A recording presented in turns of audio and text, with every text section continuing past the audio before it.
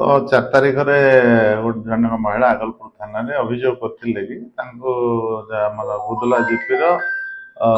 जो जोगाण सहायक अछंती गिरीश साहू तांको सहित खराब काम करथिले तो सेक्सुअल असल्ट रे भी अभियोग आनिथिले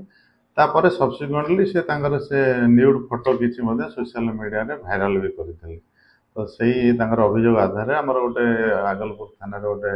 केस रजू कराइला आगुरी प्रघट हो जाता सोशल मीडिया सर्कुलेट होता संपुक्त महिला भी जाकि से जो आक्यूज सहित सहित पाटितुंड भी करते घटना संबंध तेणु आक्यूज घटना पर फेरार थिला घटनार गुरुत्व को लेकिन एसपी निर्देशनामा गोटे आमर टीम थिला गठन कराइला से टीम जाई बर्तमान छत्तीसगढ़ जे प्राइम आक्यूज अच्छा केस गिरीश साहू अरेस्ट कराई बर्तमान मेडिकल अदर फर्मालिटीज करा कोर्ट चालाण कर बर्तमान सुधा फेरार होते टीम भी बाहर अच्छा यथाशीघ्र अरेस्ट कर तदंत आम करूटा बर्तमान जे आम जेहेतु आक्यूज प्राइम आक्यूज आम धरीचु धरला आम पचरा उचरा कलापर कहीं झगड़ा है कौ कारण से सर्कुलेट कला।